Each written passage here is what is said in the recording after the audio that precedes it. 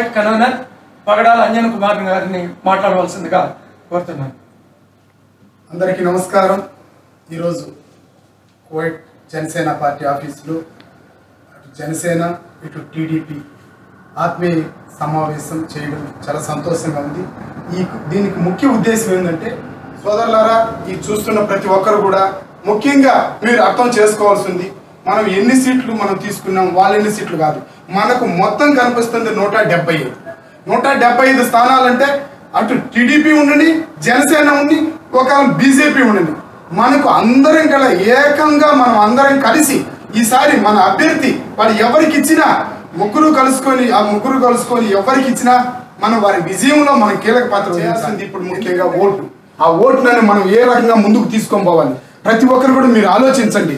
మీ పరిధిలో ఉన్న ఎన్ఆర్ఐస్ కూడా ఖచ్చితంగా మీరు ఇన్ఫ్లుయెన్స్ చేయగలుగుతారు.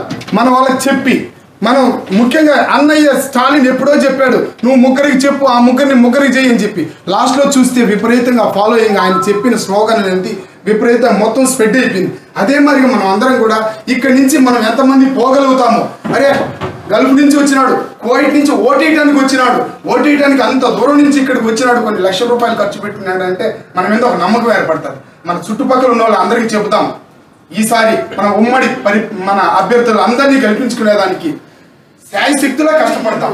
వైసీపీ ప్రభుత్వం వచ్చిందంటే మన అధినాయకుడు పవన్ కళ్యాణ్ గారు చెప్తున్నాడు, గతంలో 2018 చెప్పారు, ఆ కొండ నాదే, ఈ గుట్ట నాదే, ఈ చెరువు నాదే అన్నారు. ఈసారి మన కన్నులు, కిడ్నీలు అన్ని ఈ మధ్య యాళ్ళు గడ వస్తున్నాయి, అవి కూడా మాయే అంటారు వాళ్ళు.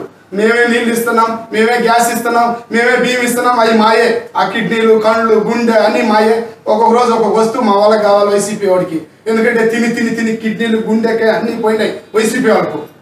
అరాచకాలకు ఎక్కువైపోయినారు కాబట్టి ఈసారి బాగుండే వాళ్ళందరి దగ్గర తీసుకుంటారు. సోదరులారా, దయచేసి మన అధినాయకుడు పవన్ కళ్యాణ్ గారు తీసుకున్న నిర్ణయం కరెక్ట్. మనము 70 స్థానాల్లో పోటీ చేసి 20 స్థానాల్లో 15 స్థానాల్లో గెలిస్తే మిగిలిన 35, 40 వైసీపీ ఖాతాలోకి పోతాయని చెప్పి ఆయన తీసుకున్న నిర్ణయం 100% నిజం. మేము ముందుగా బాధపడ్డాం, కానీ బాధపడిన తర్వాత అర్థమైంది ఆయన ఎందుకు తీసుకున్నాడు ఈ నిర్ణయం అనేది. అలాంటి మంచి మహానాయకుడు, నిజమైన నాయకుడు, నిస్వార్థ నాయకుడు, నా నాయకుడు అంటే ఎలాంటి కేసులు లేవు, స్వచ్ఛమైన నాయకుడు అని చెప్పి గుండె బట్టను ఇప్పుకొని చూపించే నాయకుడు ఇటు ఆంధ్రప్రదేశ్లో కాదు ఇండియాలోనే ఉన్నాడంటే అది ఒక జనసేన నాయకుడు. ఆ జనసేన నాయకుడు ఈరోజు టీడీపీ అధ్యక్షుడు మన నారా చంద్రబాబు నాయుడు గారికి మద్దతు తెలిపాడంటే రాష్ట్ర పరిస్థితులను దృష్టిలో పెట్టుకొని ఆయన చేశాడు ఈ మద్దతు అనేది. అందుకోసం సోదరులారా, మనం అందరం కలుద్దాం, కలిసి ఈసారి ఉమ్మడి ప్రభుత్వాన్ని మనం ఏర్పరచుకుందాం. ఖచ్చితంగా రాబోయేది 2024లో మన ఉమ్మడి ప్రభుత్వమే. జై జనసేన, జై జనసేన, జై టీడీపీ, జై పవన్ కళ్యాణ్ గారు, జై చంద్రబాబు నాయుడు గారు, జై హింద్.